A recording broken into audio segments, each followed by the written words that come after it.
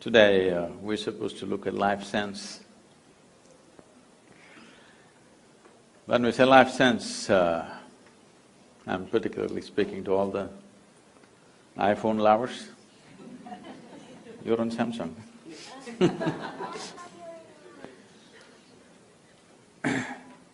There is a gadget far more interesting than your phone. That's called the human mechanism. This is the gadget. Every other gadget is a small drop of this. So, when we say human being, I think for a long time, people have been looking at this human being with too much emotion and too much confusion. But the yogic sciences have always looked at the human being as the ultimate mechanism on this planet. When we say a mechanism, we're talking about something that can work systematically, something that can do things, something that can consistently produce something wonderful. If it is not a mechanism, that means it's one chaotic nonsense. So, there are both type of human beings. Some are just one chaotic nonsense, some have become wonderful mechanism, not because somebody has come with a great mechanism and somebody has not. All of us fundamentally have come with the same thing. Maybe on the level of our physical form and maybe on intellectual levels, there may be some differences. But essentially, all of us carry the same human mechanism. But why is it that one seems to be in a phenomenal state and another seems to be a total mess? There are many ways to look at it. One simple thing is, we can look at it this way: every human experience that human beings have. Here, the little children, you have to do something to make them unhappy right now. You have to do something to make them unhappy. But there are a whole lot of adults, you have to do something to make them happy. They've reversed the equation completely. At the age of 5, if you were this joyful, by the time you're 30, you should have been ecstatic, isn't it? If things happen in the right order. But for some reason, it's gotten reversed to most people. As I said, every human experience has a chemical basis to it. We can call it peace, we can call it joy, we can call it love, we can call it blissfulness, we can call it ecstasy, we can call it agony, anxiety, misery, stress, tension, whatever we want to call it. Every human experience has a chemical basis to it. Or in other words, what you call as myself right now is a chemical soup. The question is only, is it a great soup or a lousy soup? If I give all of you the same soup-making ingredients, do you believe that all of you will come up with the same kind of soup? No. 500 varieties of soups will happen, that's all that's happened. All of us have come here fundamentally with the same ingredients, just see in how many ways we have become. The reason is, we have been given such a complex mechanism, and do you agree with me, all the gadget lovers, I'm asking you? This is the most sophisticated machine on the planet, do you agree with me? So I'm asking you, someone gave you such a complex and sophisticated machine, have you read the user's manual? No. So without the user's manual, if you operate something, how would you do it? By accident, something will happen, once in a way it works. Once in a way something is working. And to make this human being happy in pursuit of human well-being, we've ripped the planet apart, all right? I want you to understand there is no ecological disaster on the planet. Ecological disaster is just a consequence of human beings not knowing how to be joyful by their own nature, because we are seeking it everywhere else except here. But all human experience happens from within. What happens here, if you try to cause it from outside, then you have to burn the planet definitely, and that's what we're doing. So ecological disasters have not happened because of something else, only in pursuit of human well-being, isn't it so? Hello? So in pursuit of human well-being, last 150 years, we've done too many things using the power of science and the prowess of technology. We've done too many things, so many things that if you happen to be here 200 years ago and you're here again today, you wouldn't recognize the place for anything. Everything has been changed. Because of this change, much comfort and convenience has come. When it comes to comfort and convenience, we are definitely the most comfortable generation ever. Do you agree with me? I'm asking even those who are standing.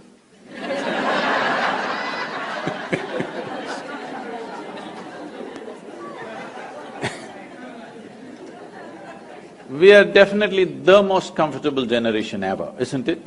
But we cannot claim we are the most joyful, we cannot claim we are the most loving, we cannot even claim we are the most peaceful.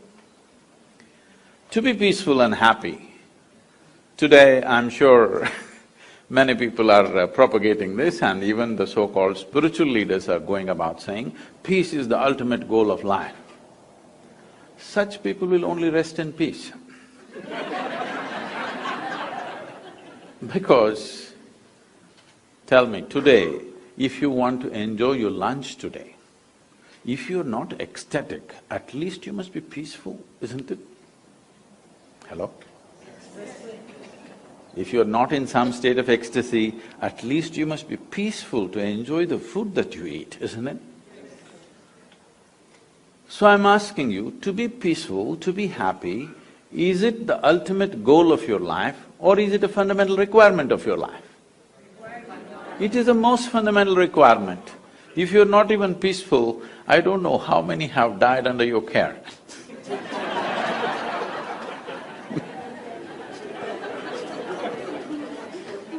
Because when you're not even peaceful and happy, you tend to do things which are neither good for you nor for anybody, isn't it? This is the nature of the human being.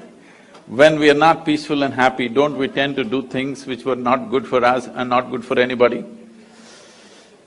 Now, this peace has been taken to heaven. People say, if you say peace, people say divine peace.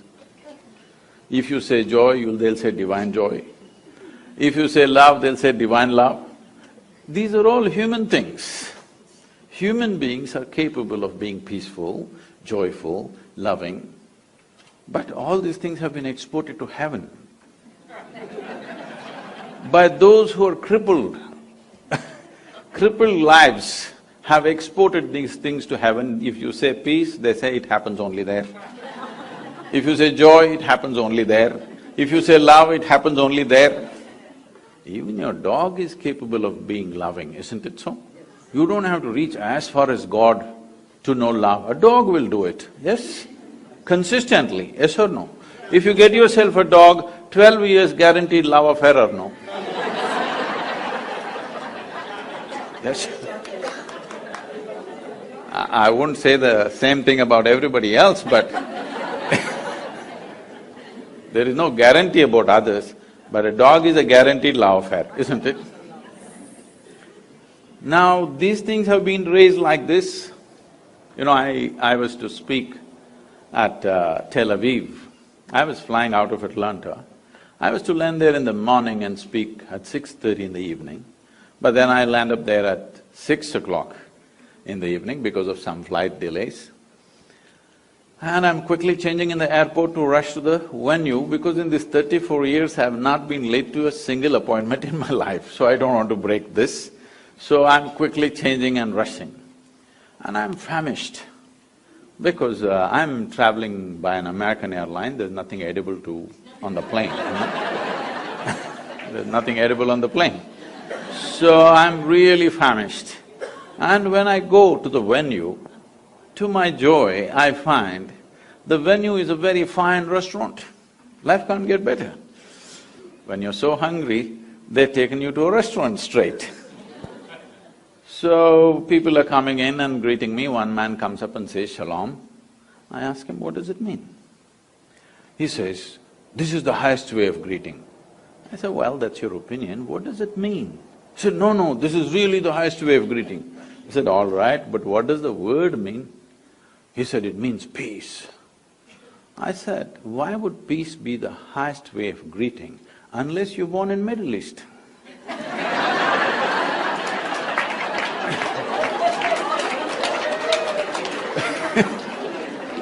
In South India, somebody comes up to me in the morning and says, "Peace." I'll say, "What's wrong with you?" So I'm saying anything that you are deprived of will slowly rise to heaven. Everything that human beings are talking about, everything that human beings have attributed to their gods, everything that human beings have exported to heaven, these are all human qualities. Yes? Those who made themselves incapable, they're talking it'll happen somewhere else. But today human intellect is sparking like never before. Never before this many human beings could think for themselves. Yes? Never before in the history of humanity. Because otherwise a priest, a pandit, a scripture, something else thought for you. Now human beings are beginning to think for themselves. Whether they're thinking straight or not is another issue, but at least they're thinking something. It's a good beginning, something they're thinking. Once they start thinking, the problem with thought is, it has to be logically correct, otherwise it doesn't go by. Even the most idiotic argument if you witness, people are talking the way they're talking because they believe it's logically correct. Yes or no? Nobody thinks he's logically wrong and continues to argue, he won't do that. He somehow finds a way to make it logically correct. So, once this happens, that human intellect begins to fire like this, even if God comes and stands here and speaks, unless he makes sense, people will reject him. Yes or no? Maybe you don't have the courage to say yes, your children, they are going to reject it. Unless it makes sense to them, they're going to reject it. Yes or no? So once they reject it, it may so happen, heavens will crumble. Heavens will fall down. You know what is in heaven? You don't know. Let me tell you so that you can make your choices. Hindu heaven, food is great.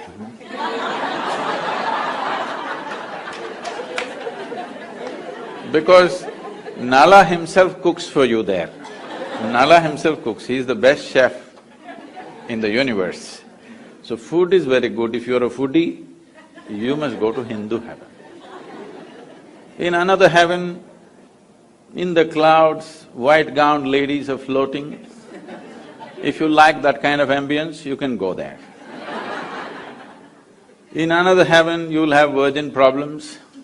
If you want to encounter that, you can go there. Only problem is, what is the qualification for you to get there? This happened in a Sunday school in Alabama. Anybody from Alabama? Yes. I would have chosen another state if you had told me you're here.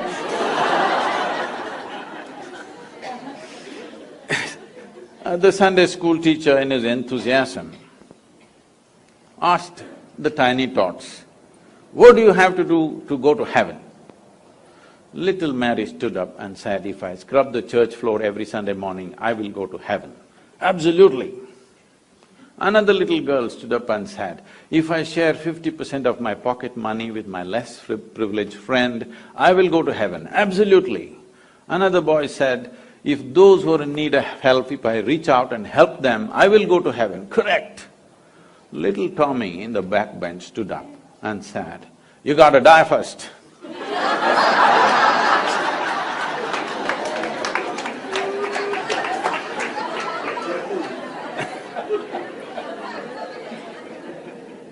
So you got to die first, that is the basic qualification, all right? So when you die, depending on your culture, we'll either bury you or burn you or feed you to the birds. One of the things we will do to you, yes? It is the or in other words, anyway, your body, we put it back into this earth because this body is something that you borrowed from this planet, isn't it so? You're on loan. If you were planning to take it to heaven, you're a willful defaulter, you know? Yes? It's good to pay this back, isn't it? What we have taken, we can use it well. When it's time, we must pay back the loan or no? Put it back into the earth. Whether you like it or not, they will. So once you left your body here, what will you do with good food and virgins and all this stuff? These are all problems that people have when they have a body, isn't it? Once you put the body here, what will you do with all these things? So I'm saying, once intellect fires big time, we have kept it down because if you ask questions, we would have you dead for a long time. Please understand. With this we had kept it down, but we can't keep it down anymore. Now people will ask all kinds of things. When they ask 2, 3 questions, heavens will crumble. Heavens may crumble, but human longing to experience something more will not go.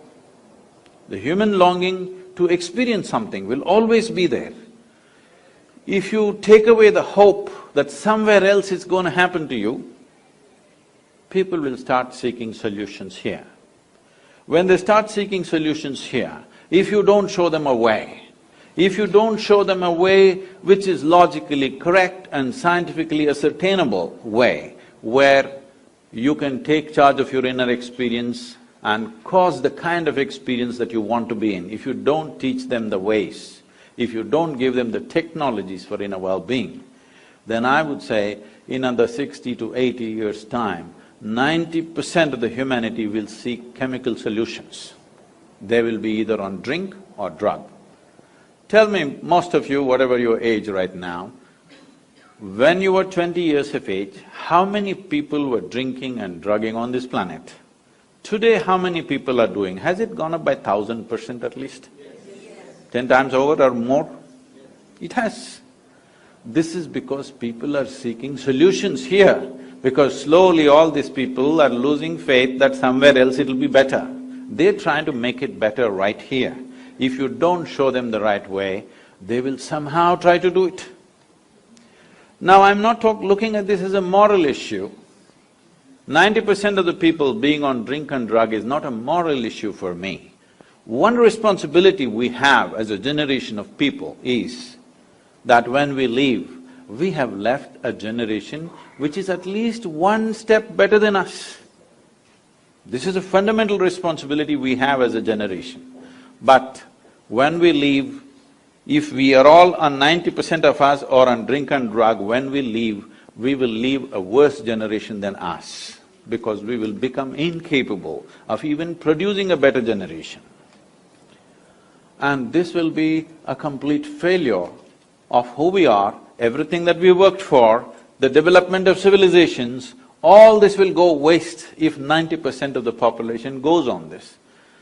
In New York City, what do you think is the percentage? I'll leave it to you. People from New York tell me.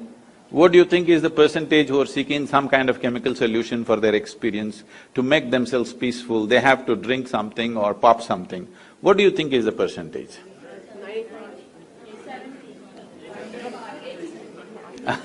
I wouldn't be that cruel. There are lots of yoga freaks. But it's a big percentage, not a percentage to ignore anymore, isn't it? It's like, those of you who come from India anyway, all of you are largely, when you were growing up as children, there were few drunkards in the town. Yes? 1, maybe 2%, they are drunkards, they're not normal people. But they are the normal ones now. There are a few who don't drink, who are freakish. There are 2% freaks who don't drink anymore. So, this is not a moral thing. This is just that you have become incapable of dealing with yourself. That is a fundamental thing. See, what amazes me is people live here 50, 60, 70 years. They are 60, 70 years of age, still they do not know how to deal with their own thought and their own emotion. This you may think is normal, is not normal, I'm telling you. If you do not… See, these are the basic faculties that you have. A human being can think about anything he or she wants, can emote in many strong ways. If these thoughts and emotions don't work for you, they're working against you, that means you've not figured the fundamentals of being human, isn't it? You would have been peaceful if you were born as an earthworm or something. The problem is, right now, human beings are not suffering something that they don't have. Their suffering is because of their own intelligence. If I take away half your brain, most of you would be peaceful. Yes. It's being done in the… in some institutions it's being done, lobotomy is being conducted, right? When somebody cannot control themselves at all, pull off a part of the brain, they're quite peaceful. I think people are even suggesting it's time we do it when the children are born. If you take off certain things, criminal attitudes will go, this will go, that will go. People are suggesting such things, responsible medical institutions are suggesting such things. If you cripple everybody, there may be no crime in New York City. If you cut off everybody's legs or you take off everybody's head, there'll be no crime at all. But it will also take off the possibility. It may take off some small problem, but it will take off the possibility of being human, isn't it? To be a full-fledged human being is important. If you want to be a full-fledged human being, there are two fundamental things. One thing is, a human being has a vivid sense of memory. Another thing is, a human being also has a vivid sense of imagination. Whatever suffering you go through, you may call it stress, anxiety, tension, misery, grief, whatever you want to call it, essentially it is just this. You have still not figured how to handle your memory, how to handle your imagination. That's all you're suffering. What happened 10 years ago, you can still suffer, isn't it so? What may happen day after tomorrow, you already suffer. That means you are capable of suffering the non-existential. You are capable of suffering something that does not exist. I'm sure there are psychiatrists in the group, are they? Okay. This even by medical definition, if somebody is suffering that does not exist, do they qualify? Do they qualify or no? They do qualify as patients, right? That's what I'm saying. I'm saying, if you start suffering something that does not exist, that means you even medically you qualify as a case. Case number whatever. Now, this is not a joke, because we are leaving human beings with education systems which will teach you everything about the world, not a thing about yourself.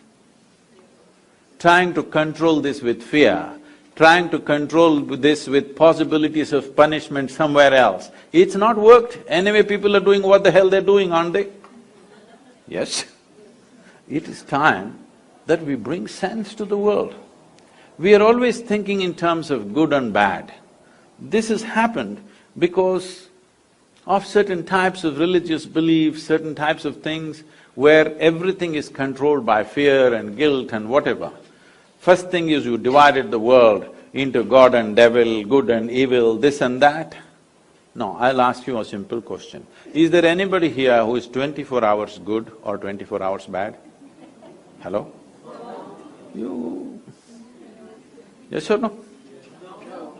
You oscillate, right, a little bit, here and there. One moment you're wonderful, another moment you're nasty, another moment you're beautiful, another moment you're ugly. Is this not happening? So, if we have to divide you between good and evil, probably we have to cut off a part of you. That is what they're saying. If we take off certain parts of your brain, all evil will go and you will become pure and useless. The biggest problem is we've been trying to produce good people. The world never tried to produce sensible and joyful people. We've always been striving to produce good people. And it's good people who are constantly at each other. It is always a good Hindu fighting a good Muslim, a good Indian fighting a good Pakistani, more good, more fighting, and a good American fighting good just about anybody.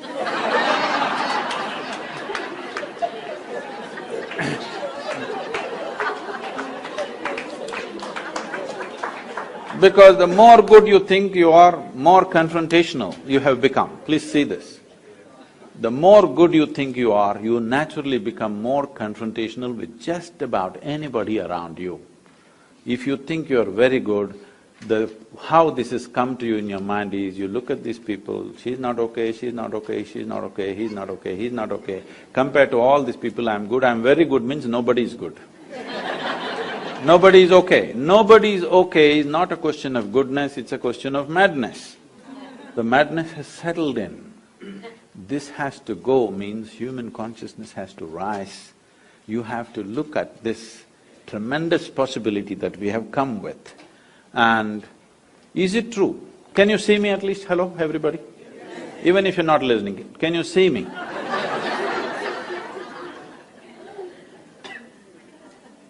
Use one hand, point out where am I, please. Try. No, you know I'm a mystic from South India, you got it all wrong. Now this light is falling upon me, reflecting, going through your lenses, inverted image in the retina, you know the whole story. So where do you see me right now? Within yourself. Where do you hear me right now? Within yourself. Where have you seen the whole world? Within yourself. Have you ever experienced anything outside of yourself? Have you? Right now, someone sitting next to you, if they touch your hand, you think you're experiencing their hand. No. You're only experiencing the sensations in your hand, isn't it? Even without the help of the other person, you can, with little imagination, cause the sensations you want, isn't it? So your entire experience of life, light and darkness is happening within you. Agony and ecstasy happens within you, joy and misery happens within you, peace and turmoil happens within you. If every human experience is generated from within, at least what happens within you must happen your way, isn't it? World will not happen your way, and I'm glad it's not happening your way, because if the entire world happened your way, where do I go? I'm glad it's not happening your way. Little bit my way, little bit your way, little bit somebody else's way, it's all right. But the important thing is, this one is not happening your way. This is a big problem, isn't it? If this one person, yourself, if this one person happened your way, would you keep this person blissful or miserable? You must make a choice, I'm going to bless you right now. What is your choice? For yourself, what is your choice? Highest level of pleasantness, isn't it? What you want for your neighbor may be debatable, but what you want for yourself is very, very clear, isn't it so? But why such a simple thing is not happening? Simply because, you know Charles Darwin? Some 150 years ago, 2012 was 200th birth anniversary of Darwin. Some 150 years ago, he propounded a theory and he said, what was a deer could have become a giraffe, so many million years. What was a pig could have become an elephant, so many more million years. What was a monkey became a human, but it happened rather quickly. Yes. so quickly that anthropologists think there is a missing link. They're still looking out, I'm saying. Did anybody meet? Did you meet a missing link, I'm asking? No. Now, they're saying the DNA difference between you and a chimpanzee is only 1.23%. 1.23% is not much of a difference, isn't it? Not much of a percentage. Not a percentage to boast about, isn't it? The thing is just this, physiologically, you're only 1.23% away from a chimpanzee. But in terms of your intellect and awareness, we're worlds apart from a chimpanzee. So this is the problem. You have an intelligence for which you don't have a stable enough base. Now, this same intelligence, the sharper it is, the more it pokes you. So people are thinking dulling it, either with wine or divine, is the solution. Somehow dull it for some time and you feel peaceful. Dulling it not the solution, sharpening it to a point where it'll work for you is the solution, isn't it? If you dull it, you're somehow crippling yourself, isn't it? In some way you dull the system. Maybe you think it's temporary, but if you dull the system, in some way you're crippling yourself. If crippling yourself is a solution, death is a better solution, isn't it? Yes or no? If taking a little bit of the brain is a solution, blowing your brains out is definitely a better solution, more efficient. This happened. I was teaching a program in India and somebody stands up and she introduces herself. She says, "I've come from Singapore. In the last 2 years, I committed suicide 5 times. I said, "Stop. At this level of inefficiency, you are not getting anywhere."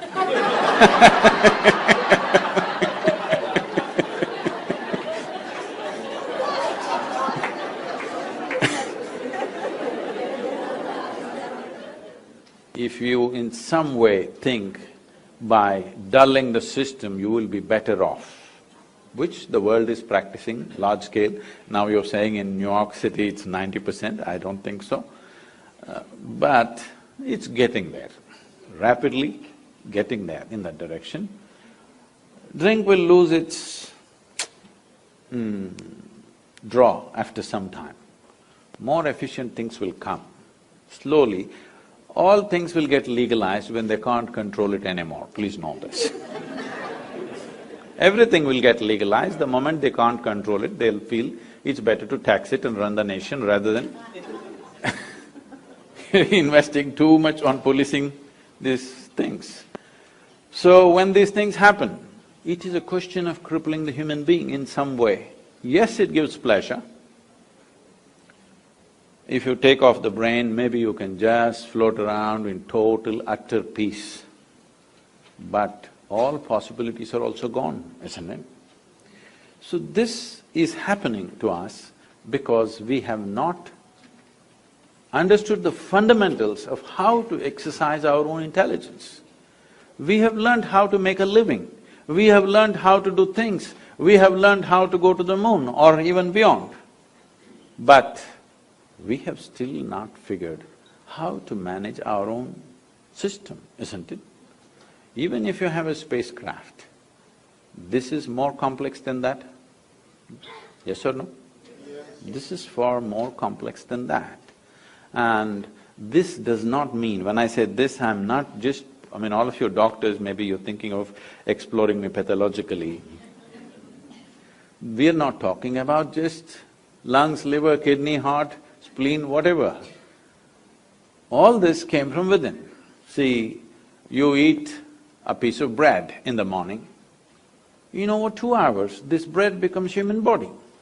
You know as doctors how complex each part of the body is, that you know it is so complex, that is why today if we have to go to a medical checkup, we have to go to 50 different doctors, because for 50 different parts of the body.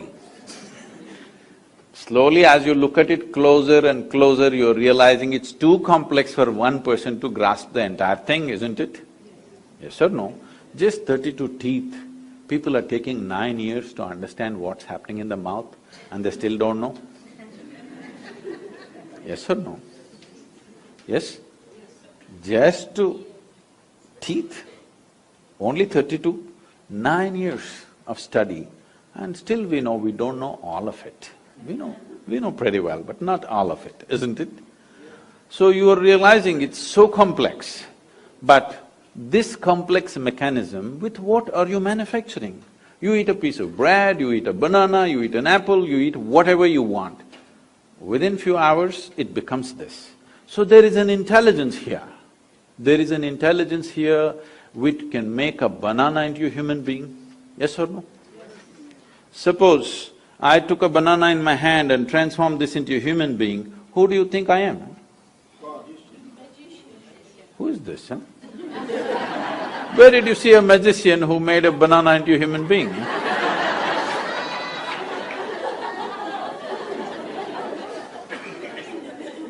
What is this? Only Creator could do this, isn't it?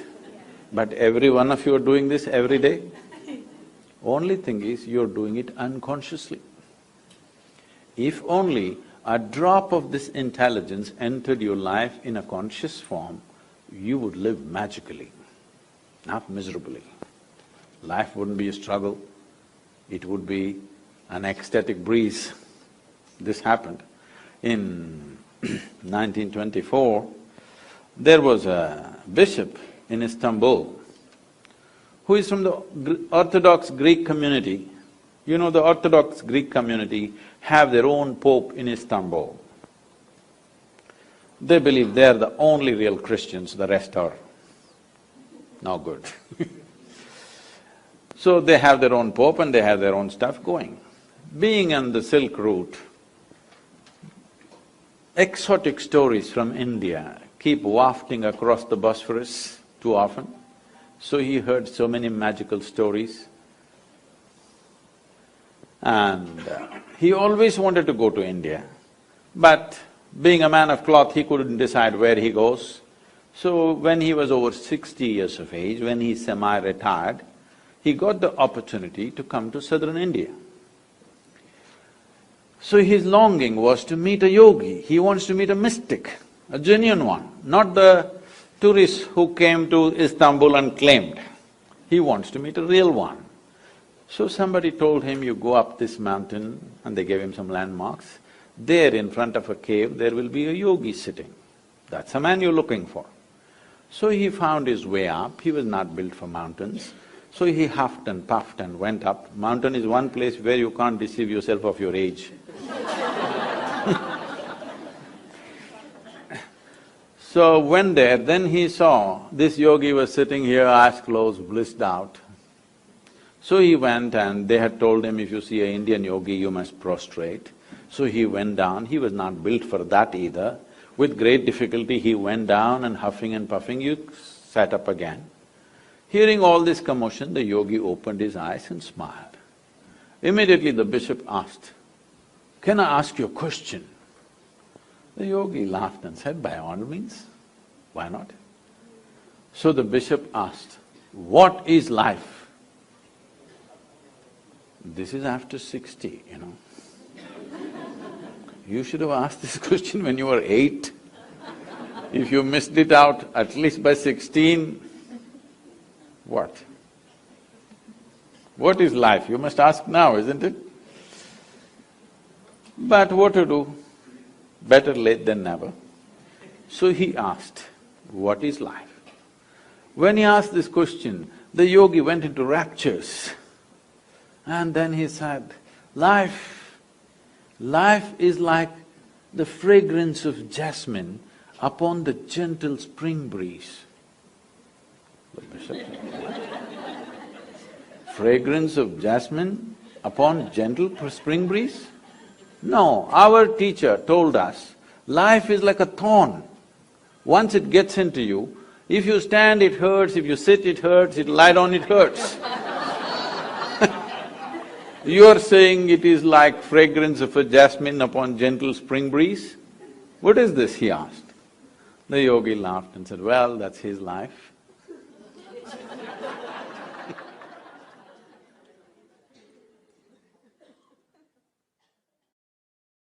Whether people go to a temple, church or mosque, they're busy making deals. Deal makers and devotees are two different people. We need to change the equation. It is not for those who do not have to talk about sharing, because what little they have, they're not willing to share. When success or failure makes no difference for you, you are a true success. I don't understand. When the result of an event has no impact on you, both ways you blissed out, you are a success. Till I was 19 years of age, I was so taciturn that I barely spoke.